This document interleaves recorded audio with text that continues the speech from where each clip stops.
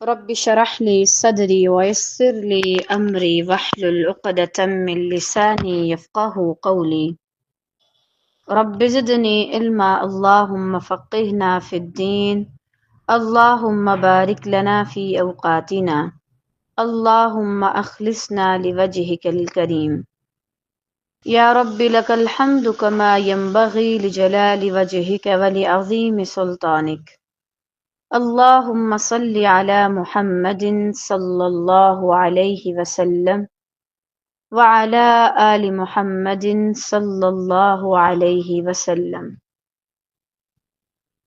تمام قسم کی تعریفات اللہ رب العالمین کی ذات کے لیے ہیں جو تمام جہانوں کا مالک ہے۔ اسی نے ہر چیز کو بنایا اور بہت خوبصورتی کے ساتھ بنا دیا۔ اسی کا کنٹرول اور قبضہ ہے اور حاکمیت ہے ہر چیز پر۔ وہ جب چاہے اپنی جس مخلوق کو چاہے اسے حرکت میں لا سکتا ہے۔ اگر وہ زمین کو نہ تھامے تو یہ اس قابل نہ بچے کہ ہم اس پہ رہ سکیں۔ اگر وہ پہاڑوں کو نہ تھامے تو یہ ہمارے لیے بہت بڑی مشکل کا سبب بن جائیں۔ اللہ ہی ہے کہ جو سب کو کنٹرول میں رکھنا جانتا ہے اور بہت احسن انداز میں۔ بس ہمیں چاہیے کہ ہم اللہ کی قدرت کو مان لیں اور اس کی طاقت کے سامنے عاجزی کا اظہار کر دیں اور اپنی بے بسی کو قبول کر لیں، کیونکہ اگر اللہ سبحانہ و تعالی ہمارے ارد گرد موجود اپنی اور مخلوقات میں سے کسی کو بھی ہماری طرف بڑھا دے تو ہم اسے روکنے کی طاقت نہیں رکھتے، تو پھر اس کے سامنے ہمارا کیا حال ہوگا؟ الحمدللہ ہم پڑھ رہے تھے پارہ 21 سورۃ الروم۔ اس سورہ سے آپ کو لگ رہا ہوگا جیسے پچھلی سورہ میں اللہ تعالیٰ ہم سے بات کرتے تھے، اس سورہ میں اس سے تھوڑا سا الگ انداز ہے، اور اس میں اللہ کی تعریف اور اللہ کی قدرت کا بہت زیادہ بیان ہے۔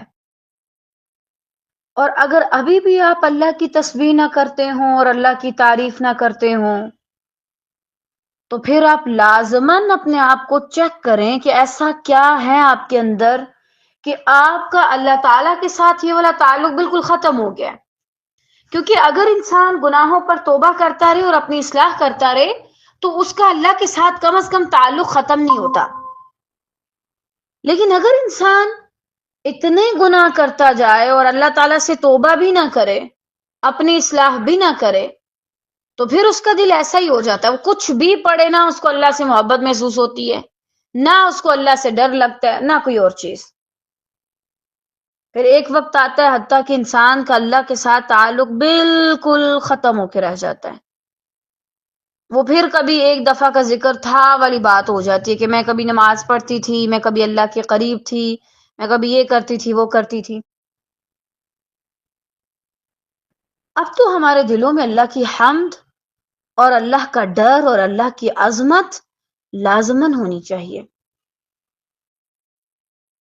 اور اگر ابھی بھی نہیں ڈر رہے تو پھر ڈر ہے کہ کہیں اسی حال میں موت نہ آ جائے۔ اللہ کی پناہ، محاسبہ کیا کریں۔ آج انشاءاللہ ہم دیکھیں گے آیہ 19 سے۔ بسم اللہ الرحمن الرحیم۔ یخرج الحی من المیت ویخرج المیت من الحی ویحیی الارض بعد موتها وکذالک تخرجون۔ وہی اللہ ہے۔ اب اللہ سبحانہ و تعالیٰ کی مزید قدرت کا بیان ہے۔ دیکھیں جب کوئی کہتا ہے نا کہ اس کی تعریف کی جائے تو پھر سبب بھی بتائے جاتے ہیں کہ اس کی تعریف کیوں کی جائے، کیا ریزن ہے، کیا وجہ ہے۔ اگر دنیا میں کسی انسان کی تعریف کی جاتی ہے تو اس کے لیے کوئی نہ کوئی ریزن دیا جاتا ہے. اب اللہ سبحانہ و تعالی اپنے مزید کاموں کا تذکرہ کر رہے ہیں کہ میں نے کیا کیا کیا، کیوں میری حمد بیان کرو، اور اگر تم نہ بھی کرو تو اٹس اوکے. اللہ کے لیے حمد ہو رہی ہے مسلسل ہر وقت. پہلی بات، وہ رب، وہ ہستی ہے جو زندہ کو مردہ سے اور مردہ کو زندہ سے نکالتا ہے، اور وہی زمین کو اس کی موت کے بعد زندہ کرتا ہے. اسی طرح تم بھی نکالے جاؤ گے، یعنی قبروں سے. چونکہ مشرکین مکہ انکار کیا کرتے تھے کہ بتاؤ بھائی اللہ تعالیٰ کیسے زندہ کر سکتا ہے. اب ان کے لیے چیز بڑی عجیب تھی، کیسے کوئی مر گیا اور مٹی کے ساتھ مل کے مٹی بن گیا، اس کی ہڈیاں بھی نہیں بچی، اب اللہ اسے کیسے اٹھائے گا؟ تو اللہ تعالیٰ کہہ رہے ہیں تم صرف یہ بات کرتے ہو کہ دوبارہ اٹھائے جانے کی، تم میری قدرت تو دیکھو، میں کیسے کیسے زندگی دیتا ہوں. زندہ چیز سے مردہ نکال لیتا ہوں. مثلا زندہ کیا ہے؟ مرغی، اور اس سے انڈا اللہ سبحانہ تعالیٰ پیدا کرتا ہے، مردہ ہے. اور وہی انڈا جو مردہ ہے اس سے اللہ تعالیٰ پھر زندہ کو نکالتا ہے، یعنی مرغی. تو تم یہ مت سمجھو کہ اللہ سبحانہ و تعالیٰ کی طاقت معاذ اللہ محدود ہے، لا محدود ہے. تم اس کا اندازہ بھی نہیں لگا سکتے، تم اس کا اندازہ بھی نہیں لگا سکتے کہ وہ کیا کچھ کر سکتا ہے. تم لے کے بیٹھے ہوئے کسی بات کو کہ بھائی اللہ تعالیٰ دوبارہ زندہ کر سکتا ہے کہ نہیں کر سکتا. دیکھو تو صحیح کہ وہ زندگی دیتا کیسے ہے. یہ جو زندگی ہے نا، اس کا خالق بھی اللہ ہے. اللہ نے بنائی ہے یہ زندگی،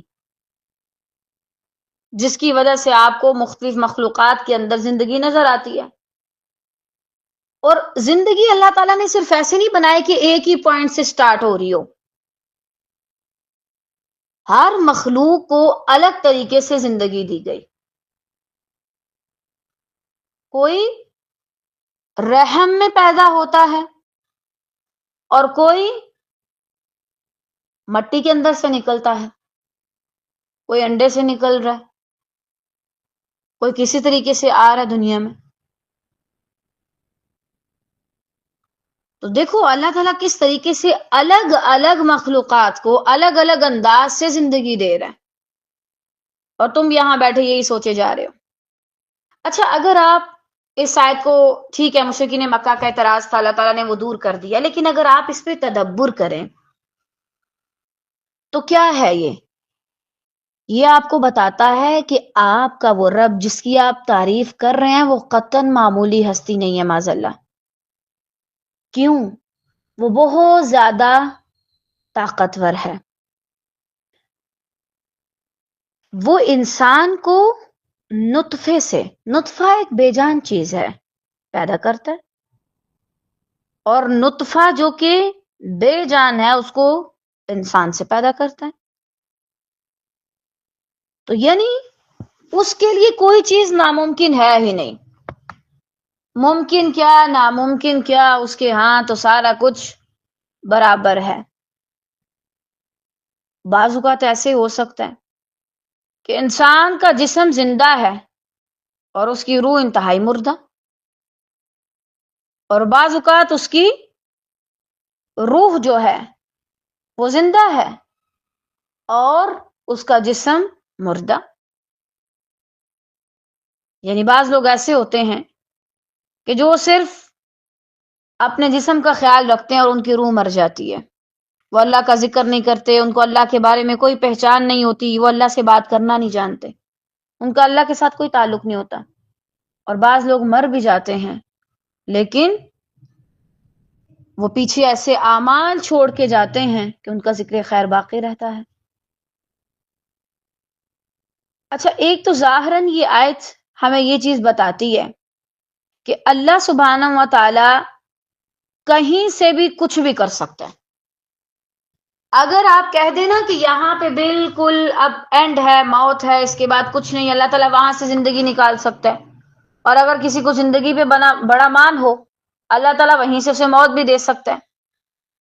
یہ تو ہے ظاہری لحاظ سے اس کا معنی، جو کہ ہمیں اچھے سے سمجھ آ جاتا ہے.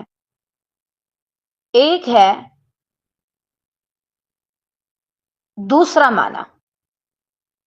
اللہ سبحانہ و تعالی مومن زندہ ہے تو مومن سے کافر کو مردہ، اور کافر مردہ ہے تو بعض اوقات کافروں سے اللہ تعالی مومن پیدا کر دیتا ہے. آپ ابراہیم علیہ السلام کو دیکھیے، وہ مومن تھے، لیکن کس سے پیدا ہوئے؟ ایک کافر سے. اب نوح علیہ السلام مومن ہے، ان سے جو آگے ان کا بیٹا پیدا ہوا وہ کون تھا؟ کافر تھا. یہ اللہ نے ایک بڑی خوبصورتی اور اپنی قدرت کا کرشمہ دکھایا ہے. بعض اوقات ہم کہتے ہیں یہ شخص برا ہے، لیکن اللہ تعالیٰ اسے بڑی نیک اولاد دے دیتا ہے، اور وہ اولاد آگے اللہ کے لیے بڑی خالص ہو کے کام کر رہی ہوتی ہے. اور بعض اوقات کیا ہوتا ہے، والدین بڑے نیک ہوتے ہیں، اولاد آگے سے بری ہو جاتی ہے. ہمارا کیا کام بنتا ہے؟ کسی کو بھی ظاہری لحاظ سے جج نہ کریں، کیونکہ اللہ جب کسی کو دیتا ہے نا تو وہ یہ نہیں دیکھتا اس کے پاس کیا ہے. ورنہ اللہ تعالیٰ کبھی بھی آزر کے گھر میں ابراہیم کو نہ پیدا کرتے. ہو سکتا ہے کوئی والدین نہیں ہے اتنے اچھے، لیکن اللہ ان کی نسل میں آگے خیر رکھ دے اور وہ والدین کو بھی فائدہ دے دے.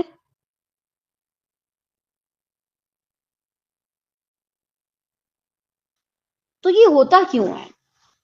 کیوں اللہ تعالیٰ مومن سے مومن کو اور کافر سے کافر کو نہیں رکھتا؟ یہ سارا کچھ مکس اپ کیوں ہے؟ انسان کی آزمائش کے لیے، کہ انسان کرتا کیا ہے اس میں. ہو سکتا ہے آپ کسی کو کچھ بھی نہیں سمجھ رہے، اور اللہ سبحانہ و تعالی وہیں سے بہت بڑی خیر نکال دے. اور ہو سکتا ہے آپ کسی کو بہت کچھ سمجھ رہے ہیں، بہت بڑے کام کا بندہ ہے، اور اس کے اندر بالکل بھی خیر نہ ہو. یہ اللہ جانتا ہے کہ اس نے کہاں سے خیر کو نکالنا ہے، کہاں پہ خیر کو رکھنا ہے. اور یہ انسانوں کے لیے بھی آزمائش ہو جاتی ہے. اگر آپ نیک ہیں اور آپ کی اولاد نیک نہیں تو بھی مسئلہ، اگر آپ نیک نہیں اور آپ کی اولاد نیک نکل آئی ہے تو بھی آپ کے لیے مسئلہ. اب جو زندہ ہے، جو نیک ہے، وہ اللہ سے دعا کرے کہ جو مردہ ہے اور بے ایمان والا ہے، اللہ تعالیٰ اسے ایمان نصیب کرے. لیکن بہرحال اللہ تعالیٰ کر سب کچھ سکتا ہے. آپ دیکھیں فرعون کے گھر میں موسیٰ علیہ السلام کی پرورش ہوئی، یہ کوئی چھوٹی بات نہیں ہے. اللہ تعالیٰ خیر کو، زندگی کو کہیں سے بھی نکال سکتا ہے. بعض اوقات ہم کیا کہتے ہیں، چلیں ایک تو یہ ہے نا مومن اور کافر. بعض اوقات ایسے بھی ہوتا ہے کوئی شخص اتنی صلاحیت والا نہیں ہوتا، لیکن اللہ اس سے بہت بڑے بڑے کام لے لیتا ہے. اور بعض اوقات ایک انسان بڑا سمجھدار ہوتا ہے، میرے اندر بہت زیادہ صلاحیتیں ہیں، اللہ اس سے کوئی خاصا کام نہیں لیتا. کیا بتاتی ہے یہ آیت ہمیں؟ ظاہری لحاظ سے اگر آپ اس کی تفسیر میں جائیں تو یہ کافروں کو جواب دیتی ہے کہ اللہ ہر چیز پہ قادر ہے. دوسرے لحاظ سے اگر آپ اسے دیکھیں تو یہ آپ کو یہ بھی بتاتا ہے کہ اللہ تعالیٰ خیر کو، اپنے کام کو کہیں سے بھی اٹھا سکتا ہے، کسی کافر کے گھر سے بھی، کسی مشرک کے گھر سے بھی، اس کی مرضی ہے. اور تیسرا یہ کہ بعض اوقات اگر آپ کو لگ رہا ہے یہ انسان کسی کام کا نہیں، اللہ تعالیٰ اس سے بہت سے کام لے سکتا ہے. ہمیں جج نہیں بننا چاہیے، اور کسی بھی چیز کو دیکھ کر اس کا حتمی فیصلہ نہیں کرنا چاہیے. مثلا آپ اپنی زندگی میں بہت سے لوگوں کو دیکھتے ہیں بہت کام کر رہے ہیں، آپ کیا کرتے ہیں؟ ان سے متاثر ہو جاتے ہیں، پتہ نہیں یہ کون سا کوئی بڑا تیر مار دے. کام اللہ نے لینا ہے، وہ جب چاہے، جس سے چاہے، جیسے چاہے لے لے. ہم نہ بظاہر کسی کی زندگی کے مالک ہیں، نہ کسی کو موت دینے کے مالک ہیں، اور اسی طرح نہ ہم اللہ کے دین کے معاملے میں کسی کو آگے لانے کے مالک ہیں، نہ ہم کسی کو پیچھے کرنے کے مالک ہیں. جو آگے آتا ہے اسے اللہ لاتا ہے، اور جو پیچھے جاتا ہے اسے بھی اللہ کرتا ہے۔ اور سبحان اللہ، انسان حیران ہو جاتا ہے۔ آپ نے کبھی کسی ایسے شخص کی سٹوری پڑھی ہے جو پہلے بڑا ہی کوئی برا شخص تھا اور آج وہ داعیے دین ہو؟ کوئی اندازہ بھی نہیں لگا سکتا یہ لڑکی پہلے ایسے رہتی تھی، اتنی شوخی تھی، اتنے گناہ کرتی تھی۔ ہم سب کی زندگیوں میں ایسے ہوتا ہے، نماز نہیں پڑھتی تھی، یہ تو گانے سننے کی اتنی عادی تھی کہ سوئے سوئے بھی گانے بولتی تھی۔ اور استغفر اللہ، بعض لوگوں کے بارے میں یہ بھی پتہ چلتا ہے حتیٰ کہ واش روم تک میں گانے سنتے ہیں، یعنی ان کو وہ کچھ ٹائم کے لیے بھی اس کے بغیر ریلیکس نہیں رہ سکتے، ان کو مسلسل گانے سننے ہوتے ہیں۔ لیکن اللہ کیسے ان سے خیر نکال دیتے ہیں۔ اگر میں اور آپ ظاہراً کسی چیز کو مردہ حالت میں دیکھ رہے ہیں تو ہم کہیں یہ کبھی زندہ ہو ہی نہیں سکتی، ہمارے لیے سارا کچھ امپاسبل ہے۔ میں کسی کو دیکھوں اچھا یہ اتنا برا، میں کہوں یہ تو کبھی کوئی خیر کا کام نہیں کر سکتا، لیکن یہ اللہ جانتا ہے کہ کس کے دل میں کتنی زندگی باقی ہے کہ اگر اس کو باہر لے آیا جائے تو اور لوگوں میں بھی وہ زندگی بانٹ دے تو ختم نہ ہو۔ انسان ساری زندگی کوشش کرتا رہتا ہے، ٹھیک ہے، اللہ آپ کو آپ کی کوشش کا اجر دے گا۔ ایک بات ہمیشہ یاد رکھیں، جس سے اللہ نے کام لینا ہے اللہ اسی سے لے گا۔ جس کے دل کو جتنی زندگی اللہ نے بخشنی ہے وہ وہی دے گا، ہم کچھ نہیں کر سکتے۔ ہم یہاں بیٹھے کسی پہ واہ واہ کر رہے ہوتے ہیں یا یہاں بیٹھے کسی پہ افسوس کر رہے ہوتے ہیں۔ اچھا، اس کے علاوہ اگر آپ یہ سارا معنی سمجھ گئے ہوں تو ایک اور چیز ہے، یعنی آپ کا رب ناممکن چیزوں کو ممکن بنا سکتا ہے، تو پھر آپ جب اس سے کوئی ممکن چیز مانگتے ہیں تو اتنے نا امید کیوں ہوتے ہیں؟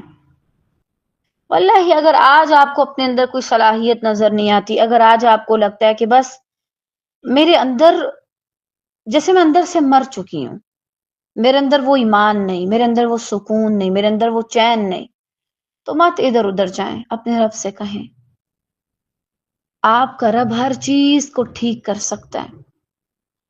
جو چیزیں بگڑ چکی ہیں انہیں دوبارہ سے بنا سکتا ہے، جو چیزیں کہیں ختم ہو کے مر کے رہ چکی ہیں اللہ تعالیٰ انہیں دوبارہ سے زندگی بخش سکتا ہے۔ جب آپ اپنے مردہ دل کو اللہ کے پاس لے کے جائیں گے اور وہ اس میں ایمان اور اپنی محبت کو ڈال دے گا تو پھر آپ سمجھیں گے کہ کیوں ساری تعریف صرف اللہ کے لیے ہے۔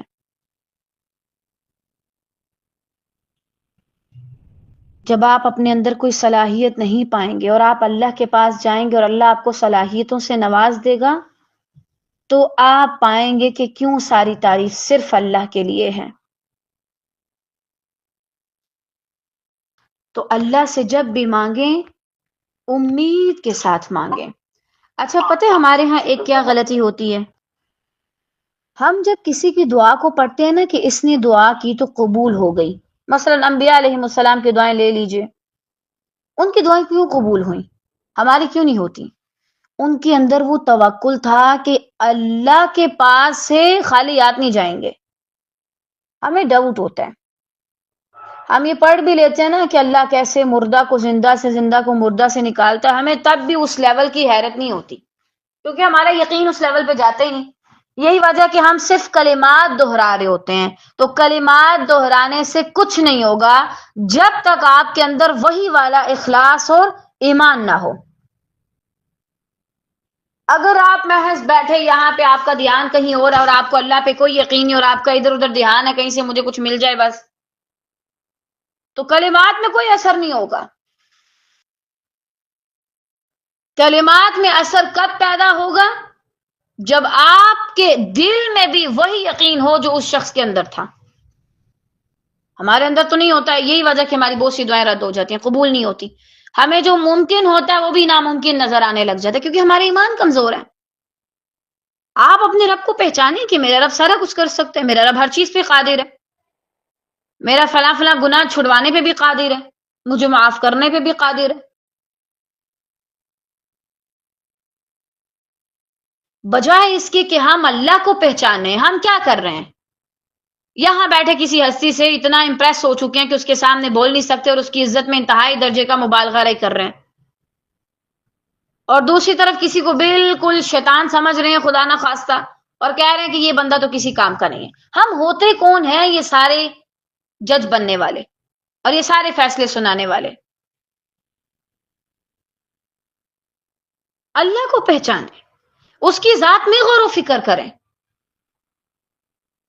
پہچانیں کہ آپ کا رب کیا کر سکتا ہے۔ یہاں بیٹھے جی ایک شخص 1000 کے مجمع میں بات کر سکتا ہے، کون سی بڑی بات ہے؟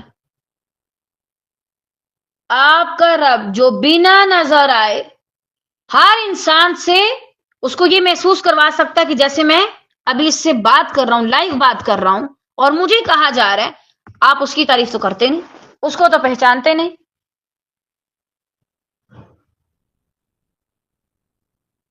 تو اللہ کو پہچانے۔ آپ کے اندر اگر کچھ مر چکا ہے اللہ اسے زندہ کر سکتا ہے، آپ کے اندر کوئی چیز ختم ہو چکی ہے اللہ دوبارہ سے اسے جگا سکتا ہے، آپ کے اندر کوئی ایسی چیز آ گئی ہے کہ جو آپ کے ایمان کو کھا رہی ہے اور اس کو مار رہی ہے، تو اللہ قادر ہے اسے لے جائے۔ اور اللہ تعالیٰ کہتے ہیں وہی زمین کو اس کی موت کے بعد زندہ کرتا ہے، اسی طرح تم بھی نکالے جاؤ گے، یعنی قبروں سے وہ تمہیں بھی نکال لے گا۔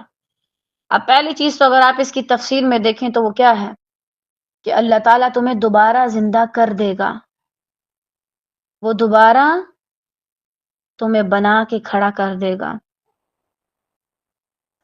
اور اس چیز کو کیا آپ معمولی سمجھتے ہیں؟ یہ معمولی نہیں ہے۔ اللہ تعالیٰ سب کو اپنے حفظ و امان میں رکھے۔ زلزلہ آتا رہتا ہے نا زمین پہ، اگر اس وقت آپ مر جائیں تو اللہ دوبارہ آپ کو اٹھا لے گا۔ یہ ہے اس آیت کی حقیقت میں تفسیر، کہ اس وقت جو آپ کو لگ رہا تھا نا میں مر جاؤں گی ابھی، تو آپ مر جاتی، اللہ آپ کو دوبارہ اٹھائے گا اور اس کے بعد آپ سے سارا حساب کتاب لے گا۔ بھاگ نہیں سکتے تم، اسی کی بنائی مٹی کے ذرات میں ملو گے تم، وہ تمہیں وہاں سے نکال لے گا۔ بھاگ تو کسی صورت بھی نہیں سکتے تم، بچ تو نہیں سکتے اور چھپ بھی نہیں سکتے۔ یہ ہے اس کی پاور، طاقت۔ اب تمہیں سمجھ آنا چاہیے کہ کیوں وَلَهُ الْحَمْدُ، اسی کی تعریف ہے، کیونکہ وہ ہر چیز کو دوبارہ بنا سکتا ہے، بنائے گا بھی۔ اور آپ دیکھیں وہ رب جو اتنے بڑے آسمان کو، اگر ابھی آپ کو آسمان نظر آ رہا ہے تو ذرا اس کو دیکھیں، ہمیں نہیں پتا کہ آسمان کی جو لمبائی ہے چوڑائی ہے وہ کتنی زیادہ اور وہ کتنا موٹا ہے، ہمیں نہیں پتا۔ اللہ تعالیٰ اسے لپیٹ کے سبحان اللہ اپنے دائیں ہاتھ میں پکڑ لیں گے، جیسے ہم کسی پیپر کو فولڈ کرتے ہیں۔ آپ سوچیں کیا اس رب کے لیے جس کی طاقت اتنی زیادہ ہے، کیا اس کے لیے یہ مشکل چیز ہے کہ وہ مجھے اور آپ کو دوبارہ بنا دے؟ مشکل تو نہیں ہے، اس کے لیے بہت زیادہ آسان ہے۔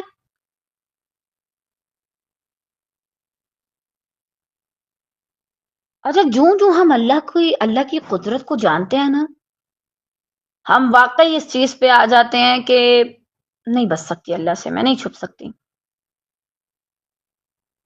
کل جب زمین ہل رہی تھی نا، میں صرف ایک چیز سوچ رہی تھی، اللہ تعالیٰ آپ اتنے طاقتور ہیں، مطلب میں اگر کتنے پوری دنیا کو ساتھ لگا لوں میں ایک پہاڑ تک نہیں ہلا سکتی، میں نہیں ہلا سکتی۔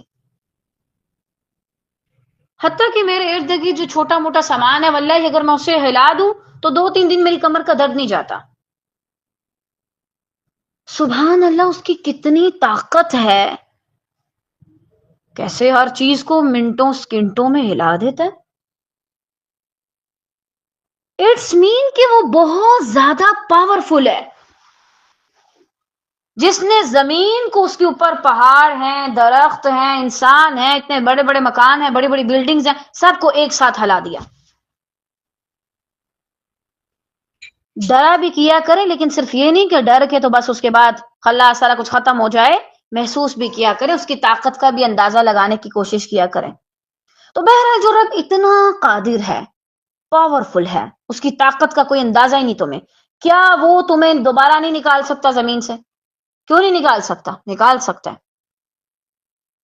جو تھوڑی سی زمین ہلا کے تمہیں تمہارے کروڑوں کی مالیت کے گھروں سے باہر نکال سکتا ہے نا، منٹوں سکنٹوں میں دوڑتے ہوئے آتے ہو، وہ آخرت میں بھی بالکل ایسے ہی تمہیں دوڑتا ہوا لے آئے گا، دوڑاتا ہوا تم دوڑتے ہوئے اس کی طرف چلے جاؤ گے، بالکل ایسے جیسے تم ابھی کل اپنے گھر کا سارا زیور سامان اندر چھوڑ کے، اپنوں کو بھی چھوڑ کے باہر بھاگ رہے تھے، ایسے ہی وہ تمہیں زمین سے بھی نکال دے گا۔ سوچو اگر وہ زمین ہلاتا ہے تو تم نکل آتے ہو، جس بل میں چھپے ہوتے ہو، جو کر رہے ہوتے ہو، نکل آتے ہو نا، موبائل کی دنیا میں کھوئے ہوئے ہوتے ہو، نکل آتے ہو باہر، تو کیا وہ تمہیں وہاں سے نہیں نکال سکتا؟ زمین سے نکال سکتا ہے، نکالنا تھوڑی مشکل ہے اس کے لیے۔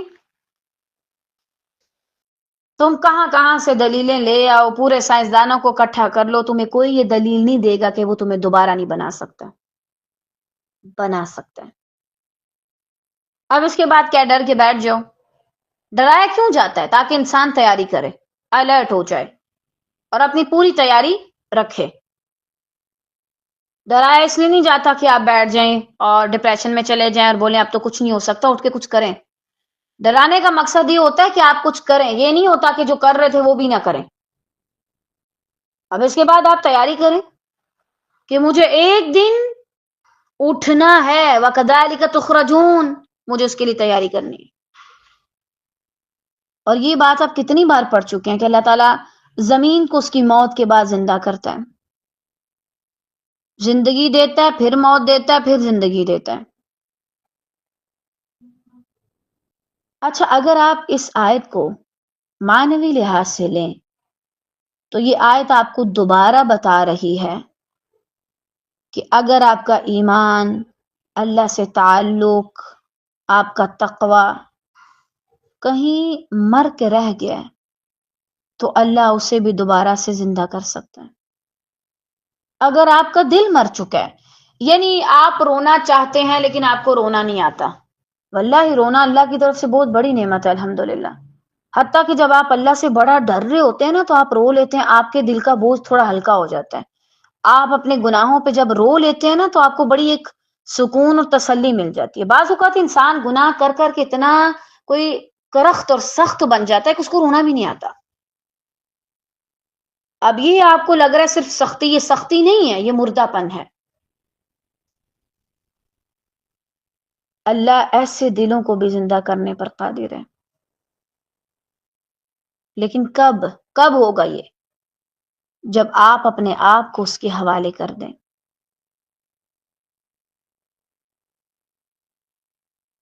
اور اس بارش کی طرف آئیں جو دلوں کو زندہ کرتی ہے۔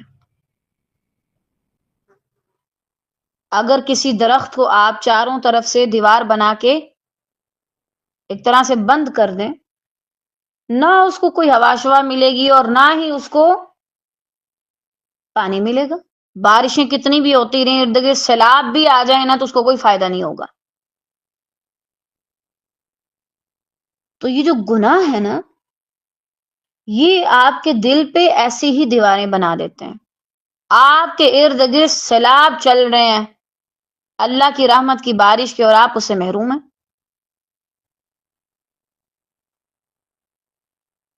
پہلے ان چیزوں کو پیچھے ہٹاؤ جو تمہاری طرف آنے والی زندگی کو روک رہی ہے، پھر خود بخود سارا کچھ زندہ ہوتا جائے گا۔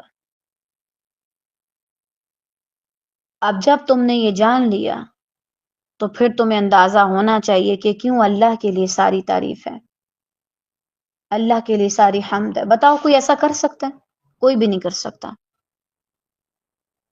زمین اگر کھیتی اگانا روک دے، اناج نہ اگے، تو انسان کچھ نہیں کر سکتا۔ وہ کیا کرتا ہے؟ صرف اور صرف تھوڑی دیر کے لیے پریشان ہوتا ہے، کسی اور زمین پہ چلا جاتا ہے، وہاں پہ جا کے کھیتی باڑی شروع کرتا ہے۔ اس بنجر زمین کو زندہ نہیں کر سکتا، یہ صرف اللہ کر سکتا ہے۔ تو جیسے بنجر زمین کو صرف اللہ زندہ کرتا ہے، اسی طرح بنجر دلوں کو بھی صرف اللہ زندہ کرتا ہے۔ میں یہ نہیں کہہ سکتی کہ فلاں کی کلاس میں آ جاؤ، اس کی کلاس میں بہت اثر ہے، بھائی آپ کہیں بھی چلے جائیں، جب بھی آپ کے دل میں زندگی آئے گی وہ اللہ کی طرف سے آئے گی۔ کسی انسان کے الفاظ اتنی طاقت نہیں رکھتے، ورنہ ابو جہل کبھی بھی جاہلیت پر نہ مرتا، ابو لہب کبھی بھی شرک پر نہ مرتا۔ یہ اللہ کی دین ہے، وہ زندگی دیتا ہے، کسی کے الفاظ کچھ نہیں کر سکتے۔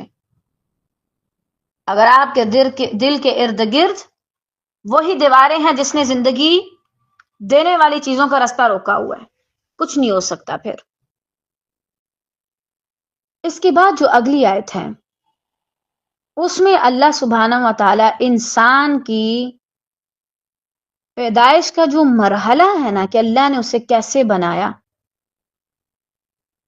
وہ اللہ سبحانہ و تعالی بیان کر رہے ہیں۔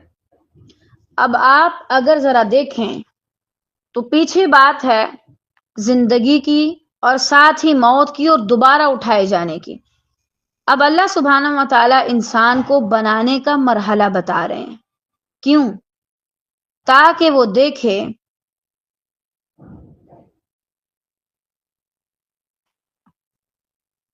کہ میری پیدائش کا مرحلہ کیسا تھا۔ کچھ نہ سے اللہ نے مجھے جب بنا دیا تو اب تو صرف دوبارہ سے اکٹھا کرنا ہے، تو اب تو اتنا زیادہ مشکل نہیں ہے۔ وَمِنْ آيَاتِهِ أَنْ خَلَقَكُم مِّن تُرَابٍ ثُمَّ إِذَا أَنْتُمْ بَشَرٌ تَنْتَشِرُونَ۔ مجھے نہیں پتا کہ آپ میں سے کون ہے جو اپنی تخلیق کے بارے میں جانتا ہے اور کون ہے کہ جو نہیں جانتا۔ اگر آپ لوگوں کے ذہن میں آج تک کبھی یہ سوال نہیں آیا نا کہ میں کیسے پیدا ہوئی، تو پھر یہ انسان کیسے پیدا ہوا، آدم علیہ السلام کو اللہ تعالیٰ نے کیسے بنایا، تو پھر آپ بڑی کوئی بورنگ زندگی جی رہے ہیں، بے مقصد سی۔ آپ اپنے آپ کو پہچان ہی نہیں پائیں گے جب تک آپ یہ نہیں دیکھتے کہ آپ بنے کس کس چیز سے ہیں، اور جس چیز سے اللہ نے آپ کو بنایا ہے نا، اس چیز کا آپ کے جسم میں، عادات میں اثر نظر آتا ہے۔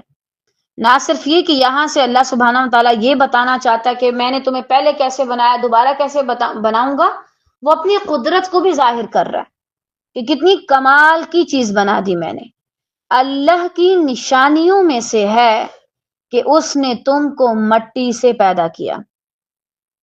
آپ یاد کر لیں سورہ روم میں ہم نے پڑھا تھا کہ اللہ کی آیات کا مذاق نہیں بنائے، تب میں نے آپ سے کہا تھا کہ انسان جو ہے وہ بھی اللہ کی نشانیوں میں سے ایک نشانی ہے۔ اب آپ کو یقین ہونا چاہیے کہ ہم تمام انسان اللہ کی نشانیوں میں سے ایک نشانی ہے۔ اس نے ہم سب کو مٹی سے پیدا کیا، پھر اب انسان بن کر چلتے پھرتے پھیل رہے ہو۔ یعنی اللہ سبحانہ و تعالی نے تمہیں تب پیدا کیا جب تم کچھ نہیں تھے۔ تراب جو ہے وہ اصل میں کہا جاتا ہے مٹی یا دھول کو۔ تراب کیسی مٹی ہوتی ہے؟ وہ مٹی جو خشک اور گردآلود ہو، جسے ہوا اڑا سکے، یہ وہ مٹی ہوتی ہے اصل میں جس میں ابھی پانی شامل نہیں کیا جاتا، بالکل خشک ہوتی ہے۔ اگر ہم اس حقیقت پر غور کریں کہ انسان مٹی سے بنا ہے تو اس کی ہماری زندگی اور رویوں پر بہت سے اثرات بھی ظاہر ہوتے ہیں۔ مثلا ایک چیز عاجزی اور انکساری۔ مٹی کی خاصیت ہے دب جانا اور نیچے رہنا۔ انسان کا اپنی اصل سے واقف ہو جانا اسے تکبر اور غرور سے بچاتا ہے۔ جیسے مٹی پامال ہونے کے باوجود فائدہ دیتی ہے، ویسے ہی انسان بھی دوسروں کو فائدہ دیتا ہے، یہ اس کی اصل خوبصورتی ہے۔ یعنی اللہ نے اگر تمہیں تراب والی مٹی سے بنایا ہے، یہ اس کی نشانیوں میں سے ایک نشانی ہے، ٹھیک ہے اس نے تمہیں بنا دیا، لیکن اس کے اثرات کیا ہیں؟ تمہاری طبیعت میں بھی عاجزی ہونی چاہیے۔ اکرومت کہ کوئی مجھے نہیں بنا سکتا، میرا کوئی رب نہیں ہے، اکرومت۔ اپنے آپ کو پہچانو، اس غرور اور تکبر سے نکل آؤ کہ تم کوئی بڑی چیز ہو۔ کبھی مٹی کو دیکھا کریں وہ کیسے اڑتی ہے، پھر آنکھوں میں جاتی ہے اور انسان نہیں پسند کرتا اسے، اور تم مٹی سے بن کے اب تکبر دکھا رہے ہو۔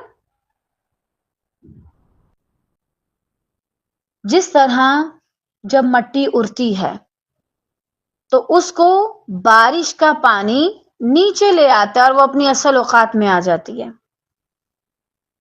پھر وہ کیا کرتی ہے، سبزہ بھی اگاتی ہے، دوسروں کو فائدہ بھی دیتی ہے، ایسے درخت بھی اگاتی ہے جس سے دوسروں کو فائدہ ملے، گویا وہ ہواؤں میں اڑنے سے باز آ جاتی ہے۔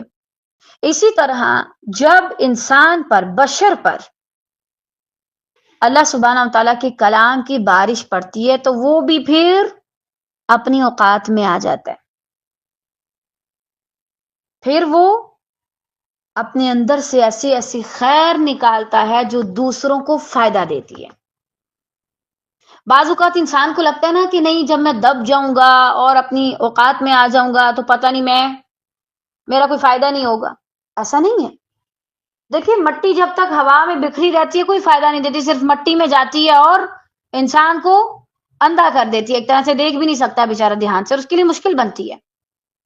لیکن جب وہ اپنی اصل جگہ پہ آتی ہے تو وہ کتنا فائدہ دیتی ہے انسان کو۔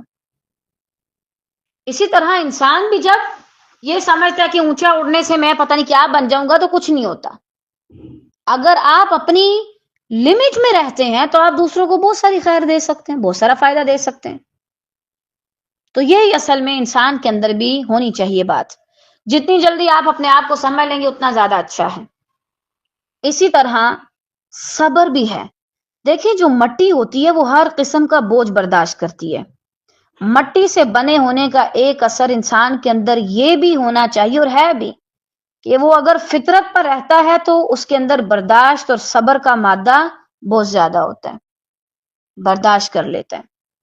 یہی وجہ ہے شاید کہ پہاڑ قرآن مجید کا جو وزن ہے برداشت نہیں کر سکے اور انسان کر لیتا ہے،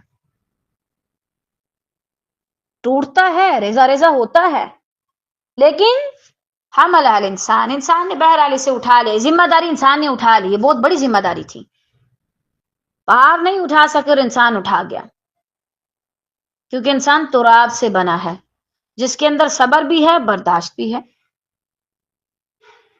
اسی طرح مٹی کا کام زندگی دینا اور بیج کو پودا بنانا ہے۔ انسانی فطرت میں بھی یہ بات شامل ہونی چاہیے کہ وہ سیکھنے، بڑھنے اور تعمیری کام کرنے کی صلاحیت رکھتا ہو، خود بھی سیکھتا رہے، دوسروں کو بھی سکھاتا رہے، یہ کام کیسے کرنا ہے، وہ کام کیسے کرنا ہے۔ تو آپ دیکھیں کہ صرف ایک لفظ ہے تراب، کہ اللہ نے ہمیں مٹی سے بنا دیا، لیکن پھر دیکھیں ہمارے اوپر کتنی زیادہ ذمہ داریاں عائد ہوتی ہیں۔ ہم خود کو پہچانتے نہیں، ہم کہتے ہیں نہیں ہم تو کمزور ہیں، ہم تو کچھ نہیں کر سکتے۔ آپ کو پتہ ہی نہیں ہے کہ اللہ نے آپ کو کیا کیا چیزیں دے کے بنایا۔ کوئی اتنی زیادہ صلاحیت نہیں رکھتا جتنی انسان کے پاس ہے۔ وہ اپنے پروں سے اڑنا اور ارد گرد کسی خواہش کا نہ ہونا وہ ایک الگ چیز ہے۔ انسان کی اسی لیے تو فضیلت زیادہ ہے، وہ اپنی عقل سے سوچتا ہے، وہ اپنی مرضی سے اختیار کرتا ہے اللہ کا راستہ۔ یہی وجہ کہ جب انسان اللہ کی طرف جاتا ہے تو اللہ اس کی بڑی قدردانی کرتا ہے، ورنہ عبادت تو اس کی اور بھی بہت سے کر رہے ہیں۔ اسی طرح واپسی کا احساس بھی انسان کو دلاتا ہے کہ تم مٹی سے بنے ہو تو مٹی میں ہی چلے جاؤ گے، اور یہ سوچ انسان کے اندر دنیا کی جو حرص ہے نا اس کو ختم کر دیتی ہے۔ اپنی اصل کو پہچانو، اپنے کاموں کو بھی پہچان لو گے۔ تو بہرحال اللہ سبحانہ و تعالی نے کیسے تمہیں خشک مٹی سے پیدا کر لیا اور تمہیں تمہارے کام بھی سمجھا دیے۔ اب تم کیا کرتے ہو، انسان بن کر چلتے پھرتے پھیل رہے ہو۔ یہاں جو اللہ تعالیٰ نے بشر کا لفظ استعمال کیا تراب کے بعد، وہ بڑا قابل غور ہے. یعنی ایسا نہیں ہے کہ آپ جیسے مٹی سے کوئی پتلا بنا دیتے ہیں تو بس وہ مٹی کا ایک پتلا ہے، ختم ہو گیا، اور بس اس کا کام ہے کہ وہ دوسروں کو کچھ سکھائے، جیسے مٹی کا کام ہے فائدہ دے. انسان ایک بشر بھی ہے. اب اس سے اللہ تعالیٰ ہمیں کیا سمجھانا چاہ رہے ہیں؟ یہ لفظ کیوں استعمال ہوا؟ یعنی انسان کے اندر فیلنگز ہیں، جذبات ہیں، وہ پورے کا پورا ایک بشر ہے، انسان ہے. ایک تو انسان کی ظاہری جلد کی وجہ سے اسے بشر کہا گیا، کیونکہ بشر کے معنی ہے کھال یا جلد. انسان کو بشر اس لیے بھی کہا جاتا ہے کیونکہ دیگر جانوروں کے برعکس انسان کی جلد بالوں، پروں یا اون سے ڈھکی ہوئی نہیں بلکہ نمایاں اور واضح ہے. یعنی انسان کو باقاعدہ ایک ساخت دی گئی. اب باقی جو جانور وغیرہ ہیں اس میں کسی کے اوپر پنکھ ہیں، کسی کے اوپر وہ بال سے ہیں، لیکن انسان کی ایک اچھی جلد ہے جس کے اندر اٹریکشن ہے. اس وجہ سے اللہ تعالیٰ نے ہمیں بشر کہا، ایسا نہیں بنایا کہ تمہیں دیکھ کے خوف نظر آئے. اچھا، آپ نے کبھی انسان کو بنا اس کی جلد کے دیکھیں؟ اللہ معاف کرے، استغفر اللہ. یعنی وہ عجیب سا ڈھانچہ اور اس کو دیکھ کے عجیب سا ڈر لگتا ہے. ہم سب وہی، ہماری جو نیچرل بیوٹی ہے نا وہ وہی ہے. یہ باقی تو باہر ساخت اللہ نے دی ہوئی ہے، لے لے گا، پھر اصل ہماری وہی ہے. لیکن یہ اللہ کا فضل ہے، ورنہ آپ خود سوچیں کہ اگر ہمارے سامنے خدا نہ خواستہ کوئی ایسا ڈھانچہ بیٹھا ہو تو ہم کبھی بھی اس سے محبت کا اظہار نہیں کر سکتے. استغفر اللہ، ہم تو دیکھیں بھی نہ اسے. یہ اللہ کا فضل ہے کہ اللہ تعالیٰ نے انسان کو بشر یعنی اسے جلد دی.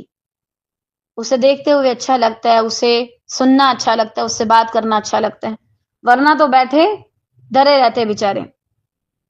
اسی طرح حسن اور خوبصورتی بھی، لفظ بشارت بھی اسی مادے سے نکلا جس کے معنی خوشخبری یا خوشی کے ہیں. چونکہ انسانی چہرے کی جلد سے اس کے تاثرات اور اندرونی کیفیات ظاہر ہوتی ہیں، خوشی، غم، ہر چیز کا اظہار اس کے چہرے سے ہو جاتا ہے، اسی لیے بھی اسے بشر کہا جاتا ہے. تو اس کے منہ سے نظر آ جاتا ہے کہ ابھی یہ کس حال میں ہے. یعنی انسان ہے، اس پر بہت سی چیزیں اثر کرتی ہیں. یہ نہیں کہہ سکتا کہ میں ایسا بن جاؤں جو بالکل بے اثر ہو، جس کے اندر کوئی فیلنگز نہ ہو. یعنی ہم سب بہت زیادہ مقدار والی فیلنگز کا مجموعہ ہے. بشر انسان کو کہتے ہیں نا، اور یہ انسیت سے ہے.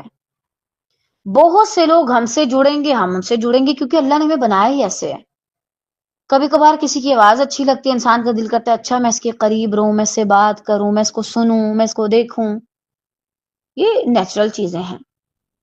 آپ کوئی ایسے بھوت نہیں بن سکتے معاذ اللہ کہ جس کے اوپر کوئی چیز اثر ہی نہیں کر رہی اور بس اپنے کام سے کام رکھا ہوا ہے. آپ بشر ہیں، آپ پر بہت زیادہ چیزیں ایکسٹرا اثر انداز ہوں گی، اور یہ بھی اللہ کا فضل ہے. آپ دیکھیں باقی جو مخلوقات ہیں نا، اللہ تعالیٰ نے وہ ہم سے الگ رکھی ہیں. کیوں؟ ہمیں ان سے اور ان کو ہم سے کوئی انسیت نہیں ہے. لیکن انسان نے چونکہ ساتھ رہنا تھا ایک کمیونٹی کی شکل میں، اسی لیے اللہ تعالیٰ نے ہمارے بیچ یہ بشر والی صفت رکھی. ہم ایک دوسرے کے ساتھ جڑنا چاہتے ہیں. ورنہ آپ خود ذرا ایک منٹ کے لیے امیجن کریں، اس دنیا میں صرف آپ اپنے کام سے کام رکھیں، نہ کوئی آپ کو بلائے نہ آپ کسی کو بلائیں. ایسے تو انسان خوفزدہ بھی ہو جاتا ہے کہ میرے ارد گرد اتنی عوام ہے لیکن جانتا کوئی بھی نہیں. بعض اہل لغت کے ہاں بشر کا تعلق براہ راست میل جول اور تعلقات سے ہے. انسان چونکہ اپنی ضروریات اور زندگی کے لیے دوسروں کا محتاج ہے اور باہمی تعلقات وغیرہ بڑھاتا ہے، اسی لیے اسے یہ نام دیا گیا.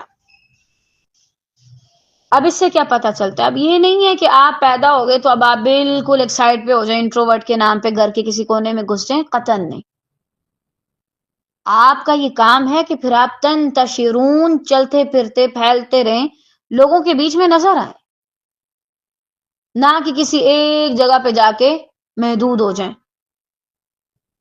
اسی لیے اللہ تعالیٰ نے رہبانیت بھی حرام کی ہے. انسان بنا ہی اس لیے ہے کہ وہ ایک دوسرے کے ساتھ رہے، اور وہ لگتا بھی ایک دوسروں کے ساتھ ہی صحیح ہے. تو اس وجہ سے یہ بات تو طے ہو گئی کہ ہم لوگوں سے الگ ہو کے نہیں رہ سکتے، ہمیں لوگوں کی ضرورت ہے. پھر اس چیز کو اللہ کے تابع کیا جائے، نہ کہ اپنے آپ کو قید کر لیا جائے، یہ درست نہیں ہوگا. تو یہاں پر اللہ سبحانہ و تعالیٰ نے ہمیں اپنی قدرت کا کرشمہ دکھایا کہ کیسے اس نے ایک مٹی سے، تراب سے، خشک مٹی سے ایک بشر بنا دیا. سبحان اللہ، اتنی زیادہ فیلنگز رکھتا ہے، صلاحیتیں رکھتا ہے، کام کرتا ہے، اتنے زیادہ اس کے جذبات ہیں، احساسات ہیں. اور آپ دیکھیں جو انسان ہے وہ بھولتا بھی ہے، اگر اسے انسیت ہوتی ہے تو وہ بھول بھی جاتا ہے. یہی وجہ جنت سے چکر ایک بار لگائے اور بھول گیا کہ اس جگہ پہ واپس جانا ہے. بہت سی چیزیں بھول جاتا ہے، کچھ اچھی بھی ہیں، کچھ بری بھی ہیں. اور یہ جو اللہ نے ہمیں بھولنے کی صفت دی ہے نا، نسیان سے، واللہ کمال کی صفت ہے. اگر یہ نہ ہو تو یہ واقعی بیچارے ڈانچے بن جائیں. صحیح بات ہے، اللہ کا بڑا فضل ہے. بہت سی چیزیں ایسی آتی ہیں زندگی میں، انسان کو لگتا ہے کہ بس یہ تو ہلاک کرنے ہی والی ہے، لیکن اللہ کیسے ان سے بچا لیتا ہے، بلا دیتا ہے آپ کو. یہ بھولنا بھی اللہ کی طرف سے بہت بڑی نعمت ہے.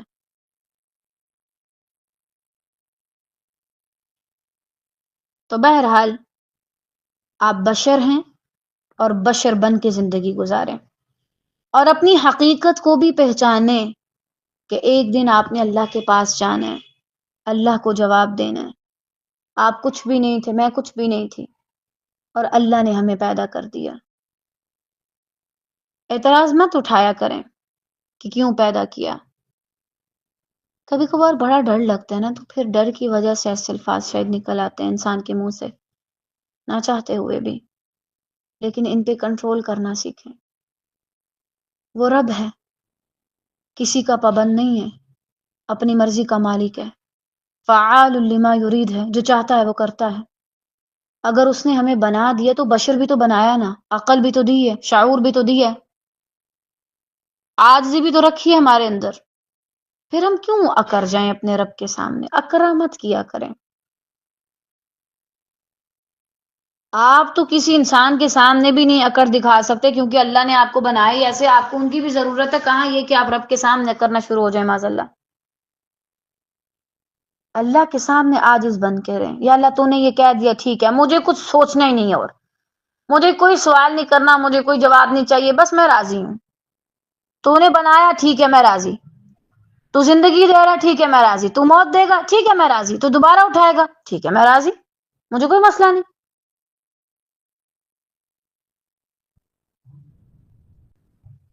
اور آپ دیکھیں انسان مسلسل تنتشرون پھیل رہے ہیں، ایک سے دوسرے کو یا دوسرے سے تیسرے کو کوئی اتنا بھی فرق نہیں پڑتا کہ آپ کے نہ ہونے سے زمین ہی نہ رہے. آپ جائیں گے، آپ کی جگہ 10 اور آ جائیں گے. چاہے پھر آپ اللہ کا راستہ چھوڑ کے کہیں اور جائیں تو بھی بہت سے پیدا ہو جائیں گے جو اللہ کے فرما بردار ہوں گے. اور اگر آپ کو یہ لگتا ہے دنیا آپ کے بغیر سنی سنی ہو جائے گی، معاذ اللہ، تو ایسا بالکل بھی نہیں ہے. یہ آپ کے بغیر بھی چلتی رہے گی. لوگ اس دن بھی کھانا کھائیں گے جس دن آپ اس دنیا سے رخصت ہو جائیں گے، بلکہ اس وقت بھی ان کو بھوک کی پڑی ہوگی. لوگ اس وقت بھی اپنا موبائل یوز کریں گے، اپنے روزانہ کے روٹین کے کام کریں گے. آپ کا شوہر آفس جانا شروع ہو جائے گا، آپ کے بچے اپنے کاموں میں لگ جائیں گے. کسی کو کوئی فرق نہیں پڑے گا، صرف آپ کو زیادہ فرق پڑے گا. اسی لیے اپنے اعمال کو درست رکھیں، اور جو اللہ کہتا ہے اسے مان لیں. اعتراض مت اٹھائیں، سوال مت کریں، اکڑ مت دکھائیں. اب اس کے بعد آگے اللہ تعالیٰ مزید ہمیں بتائیں گے کہ اس نے انسانوں کے اندر کیسے مودت اور رحمت اور محبت رکھی ہے. اور یہ بھی اللہ کی رکھی ہوئی ہے. جو کہتا ہے مجھے کسی سے محبت نہیں، وہ جھوٹ بولتا ہے. اس کا مطلب وہ تو لازمی کرتا ہے، لیکن جس سے وہ کرتا ہے وہ اس سے نہیں کرتا، اسی لیے بس وہ کام ہی ختم کر رہا ہے کہ میں کرتا ہی نہیں ہوں. اللہ تعالیٰ نے ہمیں بنایا ایسے ہے. مزید انشاءاللہ ہم اپنے جذبات کے بارے میں بھی دیکھیں گے اور اس سے بھی انشاءاللہ سیکھیں گے. اللہ تعالیٰ سے دعا ہے کہ وہ ہم سب سے راضی ہو جائے اور ہم سے اپنے دین کا بہترین کام لے۔ الہ العالمین ہمیں ضائع ہونے سے بچا لیں خیر سے۔ یا رب آپ چاہیں تو کچھ بھی کر سکتے ہیں۔ ہم آپ کے سامنے اپنی بے بسی اور کمزوری کا اظہار کرتے ہیں اور اقرار کرتے ہیں، اور آپ سے یہ دعا کرتے ہیں کہ آپ ہمیں ویسا بنا لیں جیسا آپ چاہتے ہیں۔ یا رب جب ہم آپ کے لیے کوئی گناہ چھوڑتے ہیں واللہ ہی ہمیں بہت خوشی ہوتی ہے۔ ایسی اور خوشیوں میں اضافہ کر دے خیر اور عافیت اور برکت کے ساتھ۔ مزید ہمیں ایسی خوشیاں نصیب کر کہ جو گناہوں کو چھوڑنے کی وجہ سے ملتی ہیں تیرے رستے میں، اور نیکی کے کاموں کو کرنے سے ملتی ہیں۔ یا رب ہمیں توفیق دے کہ ہم بہت سے لوگوں کو آپ سے جوڑ سکیں۔ ہمیں واقعی میں ایسا بنائیں کہ ہم آپ سے جڑ جائیں پھر لوگوں کو آپ سے جوڑیں۔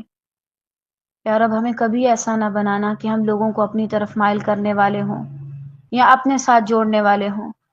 یا رب اگر کہیں کسی بھی انسان کے ساتھ ہمارا یہ ارادہ ہو کہ ہم اسے اپنے ساتھ جوڑیں، واللہ یا رب ابھی کبھی اسے ہماری زندگی سے نکال دے خیر اور عافیت کے ساتھ۔ ہمیں نہیں کرنے وہ کام کہ جو تھوڑی وقت کے لیے سکون دیں اور آپ کو بتائیں کہ جی آپ بشر ہیں اس لیے آپ کر رہے ہیں، اور اس کے بعد وہ اللہ کے ہاں آپ کو ہمیشہ ہمیشہ کے لیے مجرم قرار دے دیں۔ واللہ یا رب ہمیں ایسی چیزیں نہیں چاہیے، ایسی چیزیں ہم سے دور رکھ یا رب، یہ چاہیں بھی تو ہم تک نہ آ سکیں۔ خیر اور عافیت کے ساتھ آمین یا رب العالمین۔ بارک اللہ فیک۔